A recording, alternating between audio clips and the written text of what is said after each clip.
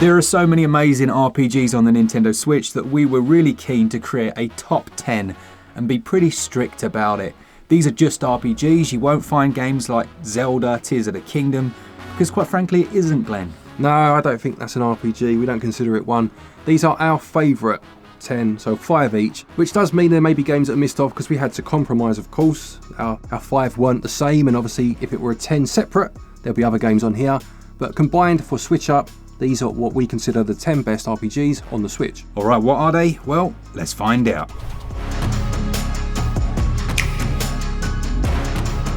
Let's kick off then with Bravely Default 2.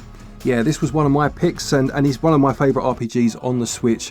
What I love about this series the most is the way that its jobs system works. It's called the asterisk system. You collect an asterisk every time you beat a boss and you take on their powers, but what you can do is you can level up that boss job system to a degree where you start to cherry pick elements from it, and then you can combine it with another job to really create a very powerful hybrid. Yeah, it's a great game. I did review it. I don't think I enjoyed it as much as you do, but then you really love the job system and the way it works specifically within this game. Yeah, I mean, I enjoyed the other couple that were on the 3DS. The biggest problem I had with the first game ever in the series was the way that it extended the runtime by making you basically fight everyone again at the end. This does away with all that nonsense, and for me, this is what that first game could and should have been. An incredible game, and yeah, well worth checking out. There's a physical as well that can usually be found for a little bit cheaper. Yes, there is, for sure.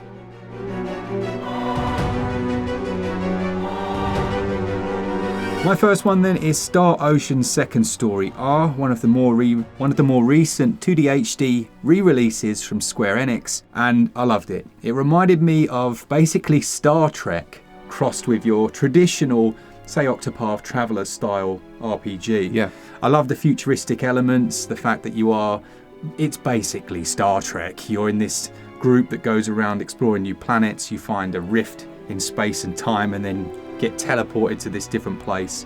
It's really cool. You've got 2 different characters that you can choose from. It obviously has that art style that we've become accustomed to now, but it still stuns you with how good it looks each time you play. It was a bit of a masterstroke on their part, wasn't it? Creating it in the first place. As long as they now don't overuse it, or they find a way to keep it fresh, as you just said, I think it could be a stayer for a good few years. Absolutely. I also did enjoy the job system here, and it is similar in some ways to Bravely Default, which we've just spoken about, except it's not quite as, I use this in air quotes, it's not quite as hardcore. Okay. You don't have to use it. It's more just a supplement to the gameplay rather than intrinsic to it. A really good game, well worth checking out, and yeah, one of my favourites.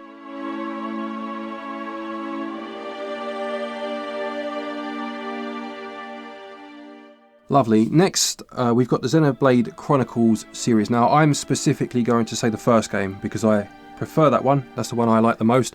I like the characters. I like the way that the gameplay works. I do think it does take a while to get used to its attack system, and I don't think the game does the best job of explaining it early enough. But with all that said, I still think it's fantastic. But then, of course, you have Chronicles 2 and 3 on the Switch as well. Absolutely. Chronicles 3, I am still making my way through it for this fabled SwitchUp review. It is going to happen. Honestly, it will. But I had to do that thing, and this is what I do. I think this probably counts for a lot of these RPGs. Sometimes they don't do a very good job of refreshing your memory if you leave them for a period of time and come back. Yeah. You know? But yeah, Xenoblade 3 is the one that I've played. I have played the first one as well, and it is very good, like you say. But 3 for me is just takes things to a different level. Very good game, and well worth adding to your list.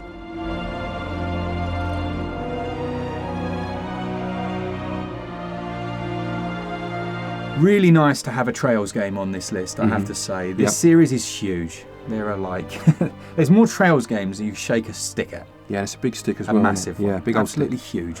But Daybreak finally does something different in the combat system, which we've spoken quite a bit about over the last couple of days. But for you lot who haven't been chatting with us, it basically means that you can use turn-based and real-time combat selectively. So if you're fighting against easy grunts, you can just run in, wail on them, dodge out of the way, and if you dodge at just the right time, you get slow-mo mechanic, all the good stuff. Just to make those little grunts nice and quick to defeat, But when it gets to harder enemies, if you're suffering, you can hold a button down and switch to turn-based combat. Makes a big difference to me. Yeah, I mean, I haven't played this one. Obviously, you reviewed it recently. I liked, is it Trails from Zero? I struggle with this from, through, above, below. I forget which is which, but Zero is a very good game as well. Yeah, it really is. I love the art style of that one. It gave me like old school Final Fantasy VII vibes when I first played it. But this one has a very adult story. I think of all the games we're going to talk about, it's up there with one of the others, which I won't mention just yet, for its adult themes.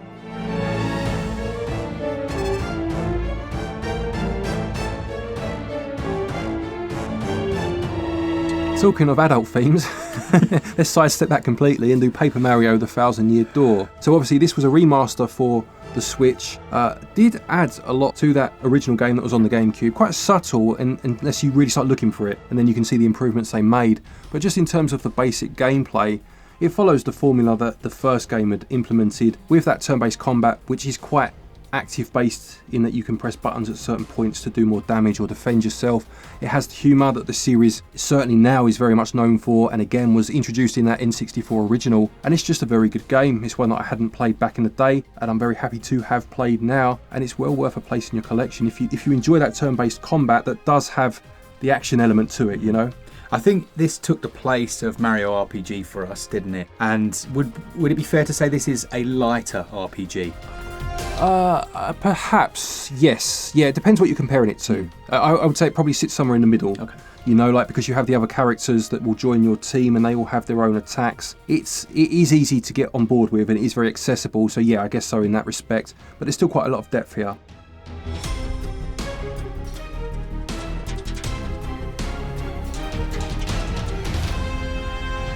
Dragon Quest XI's doesn't need a lot of introduction. This is an absolutely massive game. This is obviously during the time when Koichi Sugiyama was still around, and he very much liked to have his traditional music play out, well, through the vast majority of the game. And for me, some of it didn't quite fit. Now, what was cool was that you could change the overworld music to the old school. I think it was Dragon Quest VIII's theme tune, or 9, one of the two. And it was much better. It was actually much more fitting. As a core game, this is JRPG 101. Yeah. With turn-based combat, you've got these massive, grandiose events that take place. I will say that it does do some shock moments very well. I was 50 hours into the game expecting it to end, and then something ludicrous happened, and the whole game basically changed. It changed everything, and if you're attached to those characters, you're going to have a tumultuous time. Isn't it right to say that as well as you can change the music, you can also flip art styles from old to new as well? Yes, there's that element where, it uses that as one of the gameplay mechanics for a series of the creatures in the world that kind of live in that pixelated version. Oh, I see, yeah. Which is very cool. It's just a solid game, and in terms of JRPGs, every mechanic is on point. Lovely. Right, the next one then is Octopath Traveler 2, and we have picked the sequel over the original because I do feel that the sequel does a better job of managing its ensemble cast than that first game did, and I do feel that whereas the first game felt like a collection of stories with no real intertwining, this one does bring it all together in quite a nice way. And you also do flashback moments where you get to flesh out the characters as you go along, rather than get attached to one and have to jump to someone else, you know? Yeah. Again, it has a very similar gameplay style to some of these games in terms of being turn-based. It does have that kind of, you've got like a break system where you have to break down an armour before you can then do the attacks, and that's always quite an interesting concept for me because you really have to be quite strategic in how you do that, otherwise you almost tire yourself out with all your attacks and then just get completely wailed on when it's their turn. So I did enjoy that system, and again it has that HD 2D look and it does look beautiful here. The use of light and shadow is quite exquisite, to be fair.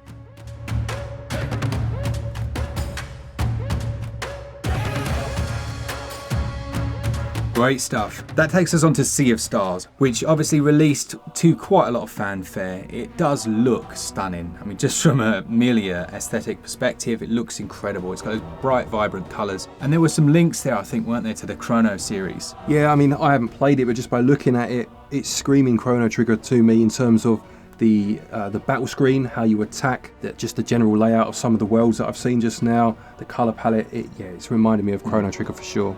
I think there's the same composer might have done some of the music across here. It's great.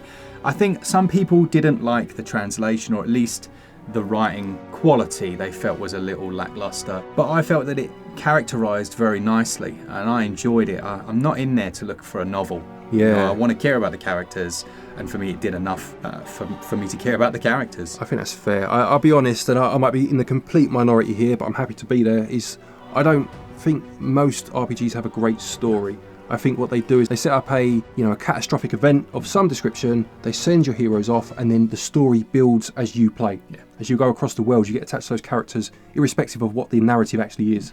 And if this does that well, then fair play.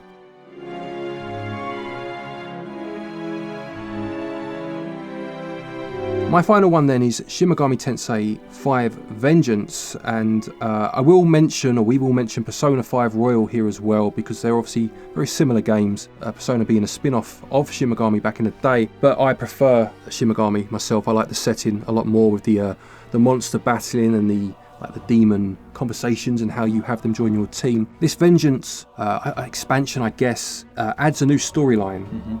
But you do have to play through a good chunk of the original storyline before you get to that point, then it will branch. So you choose at the start which way you're going to go. So if you own the original game, that is a bit of a drawback because it is quite similar and you have to obviously buy it again.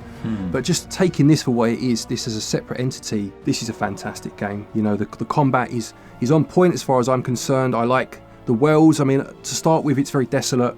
It's like a broken down Tokyo, a lot of sand, but it does move on to more vibrant settings as you go. And as I mentioned, the selling point for me is that demon fusion, where you take demons that you've recruited and you start to fuse them together to make a stronger demon that then joins your team. Yeah, it's got a very unique atmosphere, this one. It's difficult to articulate atmosphere, but it's quite unnerving. You are in that post-apocalyptic, almost demonic Tokyo, aren't you? That's all run down. And it uses a soundscape that's quite unsettling. Like the demons will make these weird cries and stuff as you're moving around, and if you've got a set of headphones on, it can be quite scary.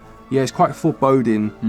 What I like about this one personally is it kind of does away with dungeons in the traditional sense, something that are apparent in things like Persona, I think I'm right in saying, and were in the previous Shin Megami games, and I felt they were a bit tedious. This doesn't do it that way, and I enjoyed that. I enjoyed it more for that. What I will say as well is, in terms of balancing with something like Persona 5, you could say, I think it's fair to say, is 60% talking, 40% action, whereas Shin Megami Tensei Vengeance, I'd say it's more like 70-30, 70 action. In terms of action, yeah, I would say so.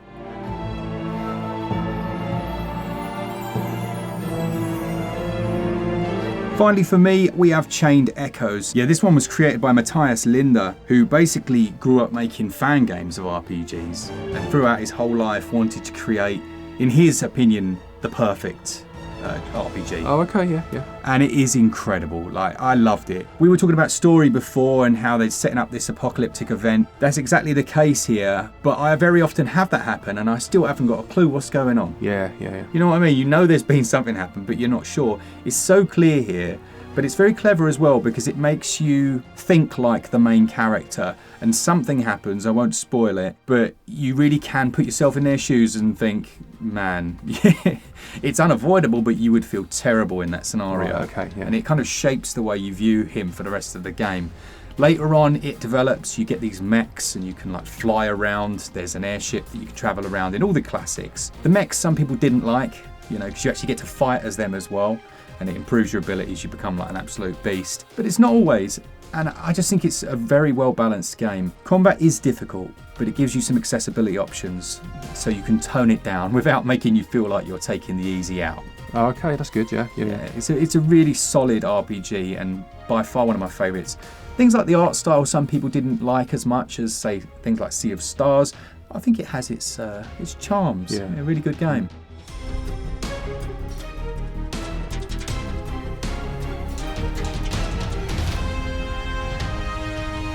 Lovely. There we go. That's our 10 picks of the best RPGs as far as we're concerned on the Nintendo Switch. Now, feel free to put your favourites in the comment section. That's what it's for. But before you write, where is X game? Just take into consideration that we could only pick 10, and then we can only pick 5 each from that 10. So I had 5 more that I would have picked, and I'm sure Mark's the same. So things such as Final Fantasy, there's a host of games. There's a collection on there. Trials of Mana. I could go on. You know, there are other games we could have picked as well. Feel free, though, to let us know your favourites in the comment section. Yeah, absolutely. Thanks to all of you that enjoy the content. Save yourself some money on these games. Use code SwitchUp over at switchup.gg. And as always, for all things Switch all the time, keep it Switch Up. Cheers, guys.